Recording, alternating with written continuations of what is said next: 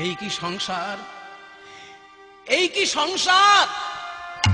শত শত বছর আগে শঙ্করাচার্য বলেছিলেন, যাবদ বিত্ত উপার্জন শক্ত তাবন নিজ পরিবার রক্ত তদনুচ জরয়া জর্জর দেহে বার্তাং কোপি না পৃচ্ছতি গেহে। যতদিন অর্থ উপার্জন করতে পারবে ততদিনই তোমাকে সংসার ভালোবাসবে।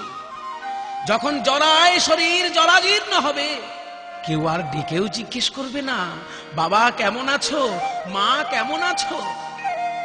এই তো আমার দশা, সারা গায়ে গলা পচা কুষ্ঠ রোগ, গোয়াল ঘরে পড়ে আছি আমি। নিস্তারিণী একটু জল দাও, নিস্তারিণী নিস্তারিণী। আমার বুকটা যে ফেটে গেল, নিস্তারিণী জল দাও, নিস্তারিণী জল, জল দাও, জল দাও নিস্তারিণী জল। এই যে ঘাটের মোড়া, তখন থেকে শুধু ষাঁড়ের মতন চিৎকার করছো, পাড়ার লোকে বলবে আমি নাকি স্বামী সেবা করি না। জল চাইছো তো এত চিৎকার করার কি আছে?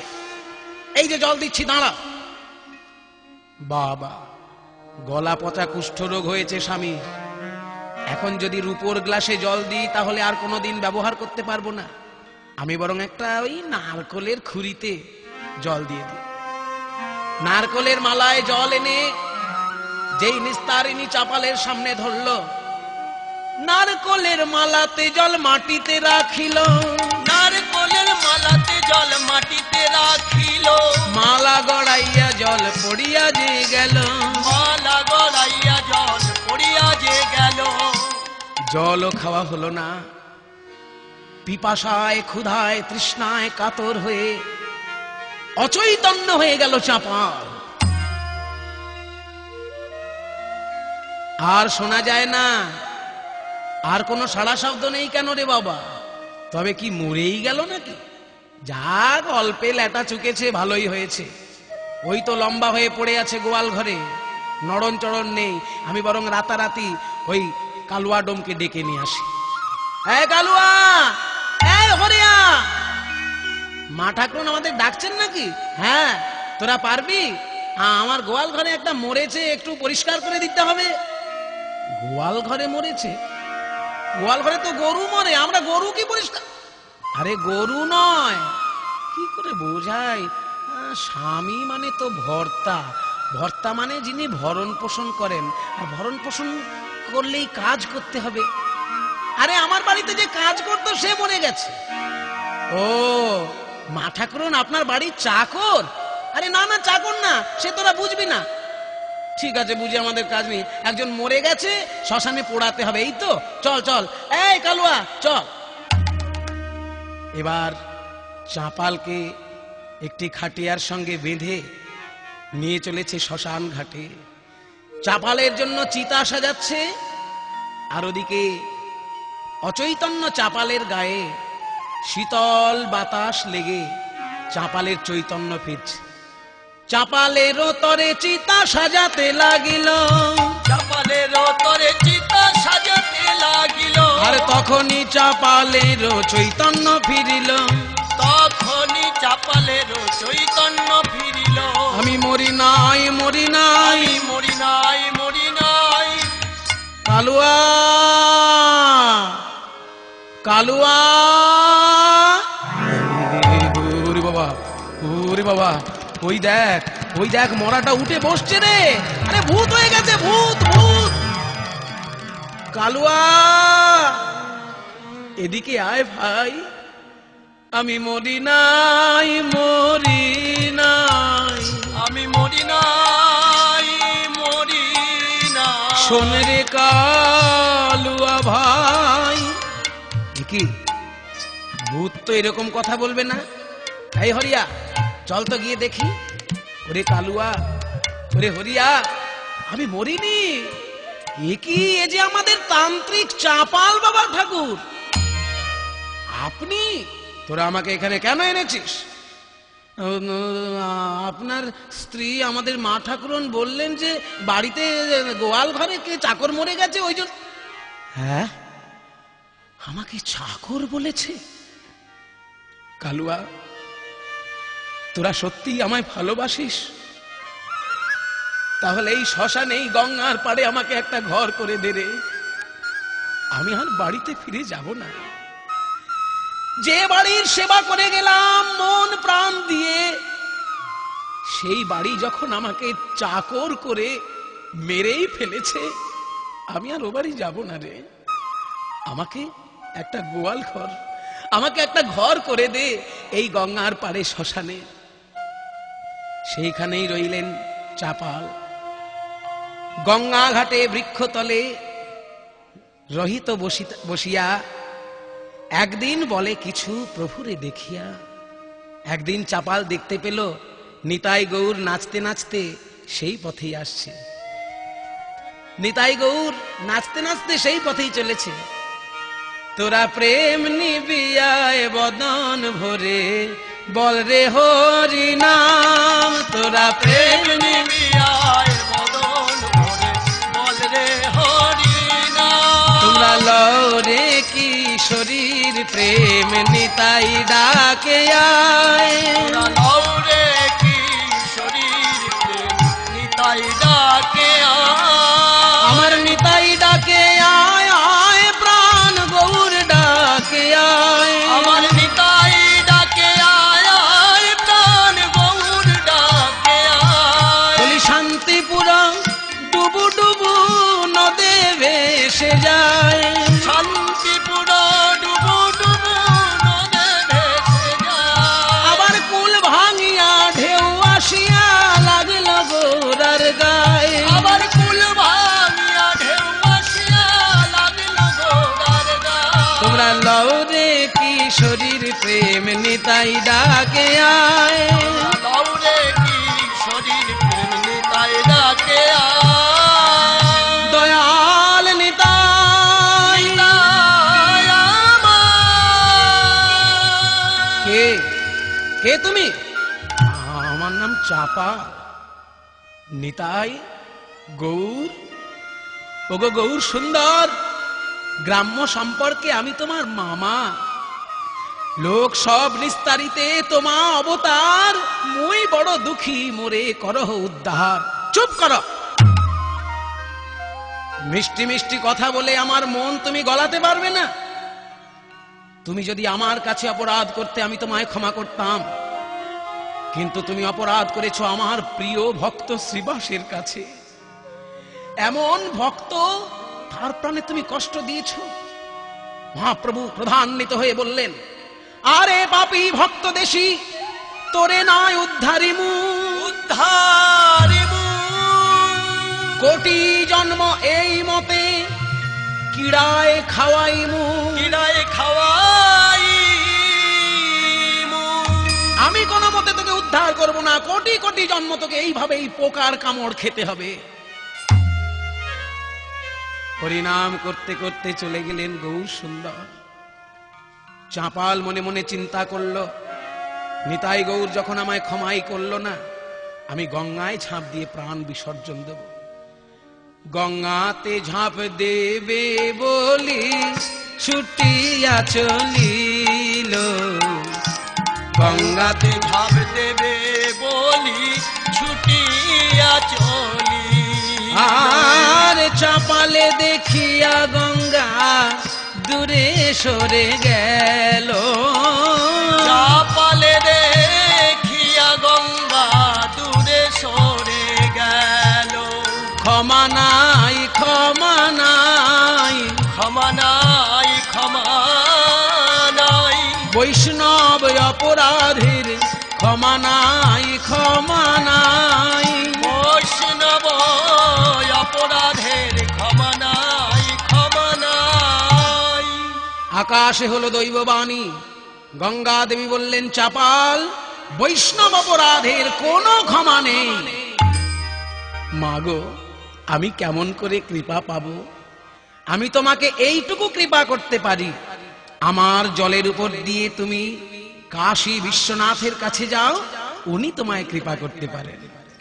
তাই লোকজনের সহযোগিতা নিয়ে একটি নৌকার উপর চাপাল চলেছেন কাশী। হেলিয়া দুলিয়া নৌকা করিল গমন, হেলিয়া দুলিয়া নৌকা করিল গমন, কাশী ধামেতে আসি দিল দর্শন, কাশী ধামেতে আসি দিল দর্শন। গগন পানে চাপাল যখন দেখিয়া রহিল, গগন পানে চাপাল যখন দেখিয়া রহিল, ভোলানাথ ক্রধান্বিত দর্শন দিল। আকাশ থেকে ভোলানাথের মূর্তি দেখা যাচ্ছে। ক্রধান্বিত ভোলানাথ বলছেন, চাপাল তুই ফিরে যা, এই কাশী তুই স্পর্শ করবি না। তোর মতন বৈষ্ণব অপরাধের স্পর্শে আমার এই কাশী অপবিত্র হয়ে যাবে। ক্ষমা নাই, ক্ষমা নাই, ক্ষমা নাই, ক্ষমা নাই, বৈষ্ণব অপরাধের ক্ষমা নাই, ক্ষমা নাই। বৈষ্ণব অপরাধের ক্ষমা নাই, ক্ষমা নাই। শিবের মূর্তি দর্শন করে চাপাল কেঁদে উঠল, স্তব করতে লাগলো ভোলানাথের। বৈষ্ণব অপরাধ করেছিলাম, জানি না মুক্তি পাবো কিনা, কিন্তু শিবের দর্শন তো পেলাম।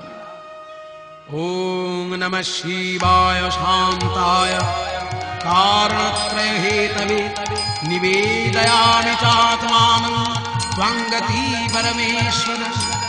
प्रभुमीश मनीषम शेष गुणम गुणहीन महीष गणाभरणं रणनीर्जित दुर्जय दैत्यपुरं प्रणमामि शिवं शिवकल्पतरु। ओम नमः शिवाय, ओम नमः शिवाय, ओम नमः शिवाय, ओम नमः शिवाय, ओम नमः शिवाय, ओम नमः शिवाय। শিবের আর এক নাম আশুতোষ। অল্পতেই সন্তুষ্ট হন তিনি। খুশি হয়ে বললেন, চাপাল ক্ষমা আমি তোকে করতে পারবো না, তবে আমি তোকে পরামর্শ দিলাম, শ্রীবাসের কাছে শরণ না নিলে তোর মুক্তি হবে না। কেঁদে উঠল চাপাল। এতদিনে হলো তার প্রথম অনুশোচনা। এত ঘুরে আমি দেখতে পেলাম, বৈষ্ণবের কৃপা না হলে বৈষ্ণব অপরাধের মুক্তি হয় না। যস্যাস্তি ভক্তির ভগবত্য কিঞ্চনা সর্বৈ গুণৈস্তত্র সমাসতে সুরা হরাম ভক্তস্য কুতো মহদ্গুণা। শাস্ত্রে ঠিকই বলেছে, সর্বসৎ গুণ হয় বৈষ্ণব শরীরে। কৃষ্ণ ভক্তে কৃষ্ণের গুণ সকলই সঞ্চারে। না না, আর আমি দেরি করব না, আর আমি ভুল করব না। এইবার গিয়ে আমি গৌরাঙ্গের পায়ে ধরবো, এইবার গিয়ে আমি শ্রীবাসেরও পায়ে ধরবো। তাই চলেছে আবার নবদ্বীপের পথে, কাঁদতে কাঁদতে চলেছে, আর নিজের মনকে বলছে, ওরে মন, অবতারের সার গোড়ায় অবতার, কেন না চিনিলি তারে। অবতারের সার গোড়ায় অবতার, কেন না চিনিলি তারে। করিনি রে বাস, করিনি রে বাস, গেল না তিয়া। নির্বাস গেল না তিয়া। তোর আপন করম ফেরে, আপন করম ফেরে। মন তখন কেন চিনলি না রে, তখন কেন চিনলি না রে। যখন কেঁদে কেঁদে গেল চলে, তখন কেন চিনলি না রে। যখন কেঁদে কেঁদে গেল চলে, একবার হরি বলো, হরি বলো বলে কেঁদে কেঁদে গেল চলে, তখন কেন চিনলি না রে। কণ্টকের তরু সদাই সেবিলি, ওই কণ্টকের তরু সদাই সেবিলি, অমৃত ফলের আসে। ওই কণ্টকের তরু সদাই সেবিলি, অমৃত ফলের আসে। প্রেম কল্পতরু না চাহিতে প্রেম বিলায়, প্রেম কল্প তরু না চাহিতে প্রেম বিলায়। প্রেম কল্পতরু গৌরাঙ্গ আমার, কেন তাহারে ভাবিলি বিষে। মন চল নবদ্বীপে। কিন্তু নবদ্বীপে এসে দেখলো এ কি, নবদ্বীপে আর বৃক্ষে বৃক্ষে পাখির কুজন শোনা যায় না, পুষ্পে পুষ্পে ভ্রমরের গুঞ্জন শোনা যায় না, ভক্তের কণ্ঠে আর হরিনাম শোনা যায় না। কি হলো এই সোনার নদিয়ায়? ওগো নদিয়ায় কি হয়েছে গো? কেন নবদ্বীপের এমন করুণ দশা? কি গো তুমি জানো না? সারা গায়ে কুষ্ঠ রোগ তোমার, কোত্থেকে এসছো বুঝি না, নবদ্বীপের কোনো খবরই রাখো না। এই নবদ্বীপে কি হয়েছে জানো? আমাদের সকলের প্রাণ এই সোনার নদিয়ার সোনার নিমাই নদিয়া ছেড়ে চলে গেছে।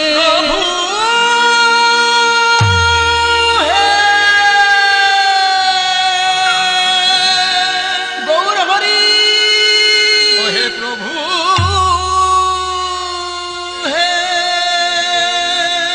এ তুমি কি করলে মহাপ্রভু? যেদিনকে আমি নিজের ভুল বুঝে তোমার চরণে ক্ষমা চাইতে আসলাম, সেই দিনকে তুমি আমাকেও ছেড়ে গেলে গৌরহরি। এই নদিয়া ছেড়ে তুমি সন্ন্যাসী হয়ে গেলে। আচ্ছা শ্রীবাস কোথায়? শ্রীবাসও আর নবদ্বীপে নেই। মহাপ্রভুর বিরহে শ্রীবাস নবদ্বীপ ছেড়েছে। তাহলে আমি কোথায় যাব? অভাগা যেদিকে যায় সাগর শুকায়ে যায়। গৌরাঙ্গের জন্য আমি এলাম নদিয়ায়, আর এখানে প্রেমের সাগর গৌর সুন্দর, তার দেখা পেলাম না। দেখি আর কত আমায় কাঁদাও, দেখি আর কত আমায় ব্যথা দাও, আমিও তোমায় ছাড়বো না। যা করো গৌরাঙ্গ হরি, আমি তোমায় ছাড়বো না। ওদিকে অনেক দিন পর সন্ন্যাস করে মহাপ্রভু এলেন কুলিয়া গ্রামে। কুলিয়া গ্রামে এসেছেন মহাপ্রভু। সন্ন্যাস করিয়া প্রভু গেলা নীলাচলে। সন্ন্যাসী লইয়া প্রভু গেলা নীলাচলে। আহা সন্ন্যাস করিয়া প্রভু নীলাচলে গেলা।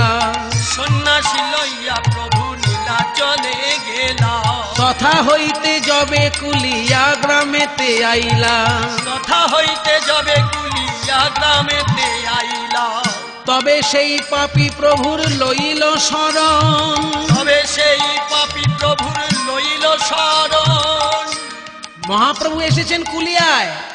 সারা বাংলায় সাড়া পড়ে গেল, কুলিয়ায় মহাপ্রভু এসছে, মহাপ্রভু এসছে। তাহলে তো আমায় যেতেই হবে।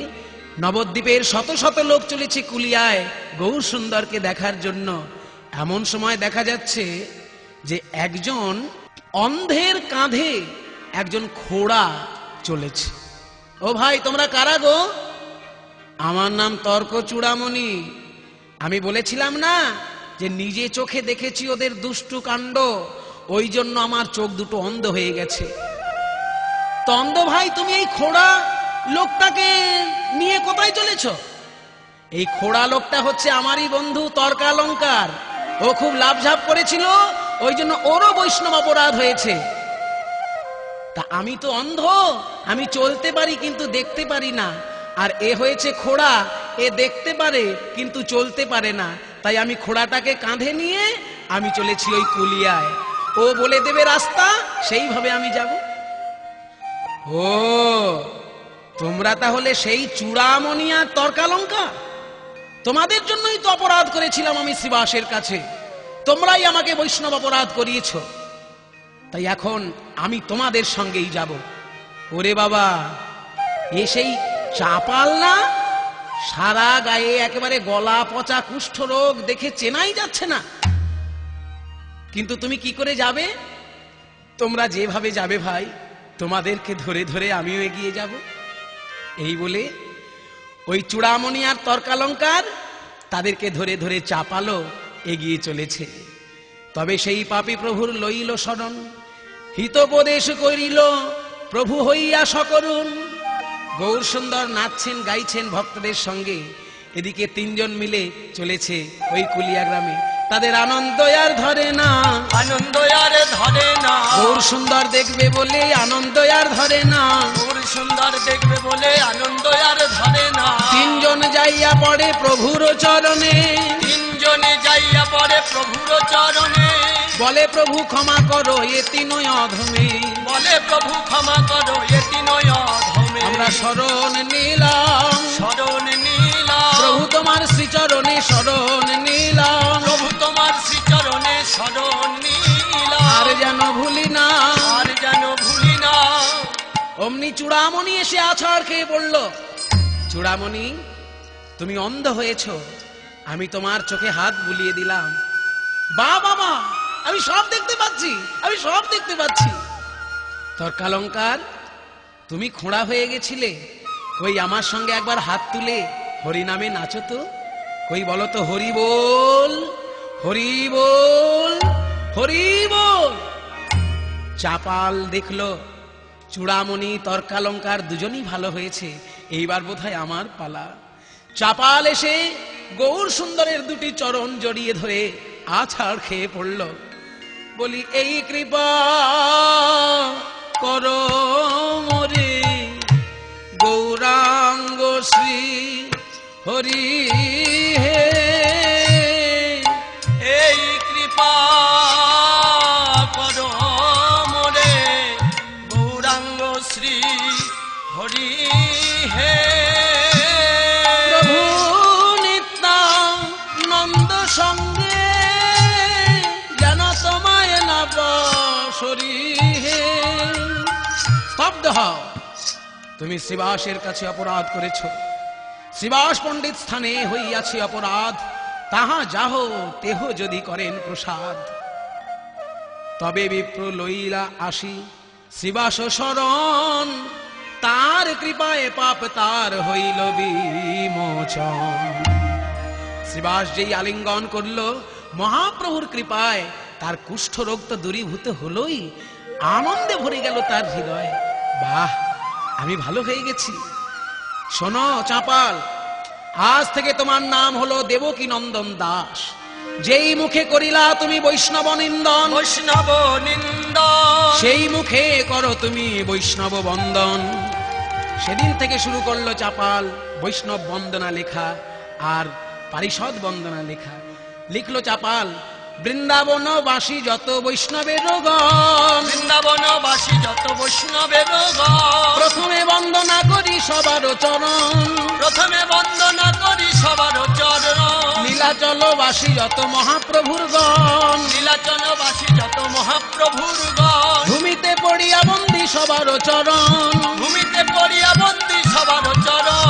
নবদ্বীপবাসী যত মহাপ্রভুর ভক্ত, নবদ্বীপবাসী যত মহাপ্রভুর ভক্ত, সবার চরণ বন্দী হইয়া অনুরক্ত, সবার চরণ বন্দী হইয়া অনুরক্ত। মনের বাসনা পূর্ণ অচিরাতে হয়, মনের বাসনা পূর্ণ অচিরাতে হয়। দেবকী নন্দন দাসী এই লোভে কয়, দেবকী নন্দন দাস এই লোভে কয়। তুমি প্রাণ ভরে বৈষ্ণবের বন্দনা করো। ঠিক সেই সময় এসে দাঁড়িয়েছে নিস্তারিণী। না নিস্তারিণী, তোমাকে আমি আর গ্রহণ করব না। মহাপ্রভু বললেন, চাপাল, ওই নিস্তারিণী যদি তোমাকে বার করে না দিত, তুমি কি বৈষ্ণবের মহিমা জানতে পারতে? ওর অপরাধ ক্ষমা করে তুমি ওকে গ্রহণ করো। তাই আবার চাপাল নিস্তারিণী পাশাপাশি দাঁড়ালো। দেবকী নন্দন নাম নিয়ে চাপাল মহাপ্রভুরও বন্দনা লিখতে শুরু করলো।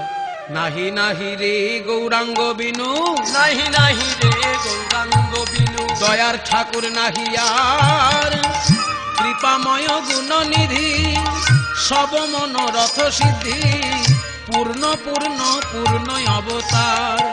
এমন অবতারে আর হবে না ভাই, অবতার আর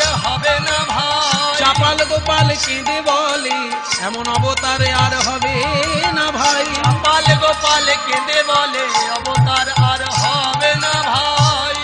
চাপাল দেবকী নন্দন নাম নিয়ে লিখতে লাগলো মহাপ্রভুর মহিমা।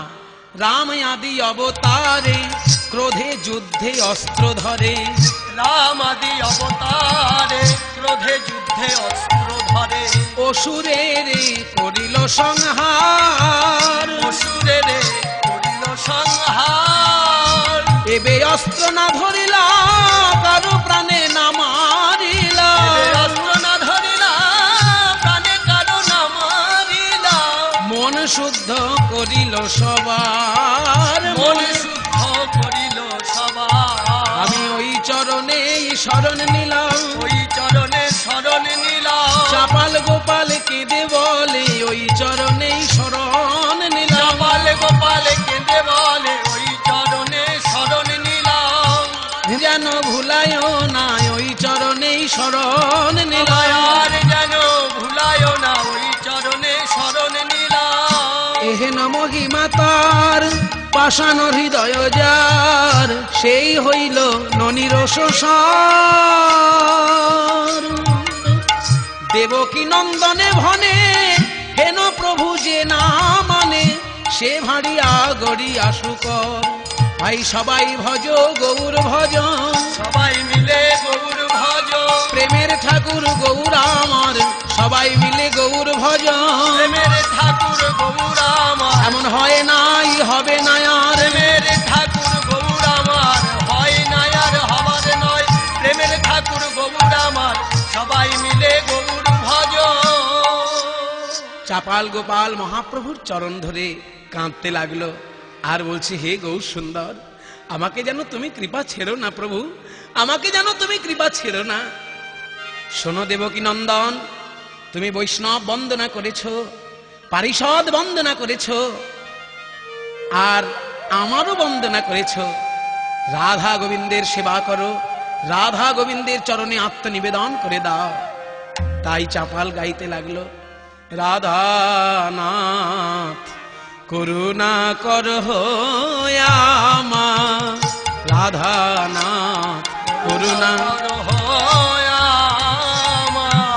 আমি ভজন সাধন কিছু না করিনু, ভজন সাধন কিছু না করিনু, ব্রজে বা না পাই তোমা।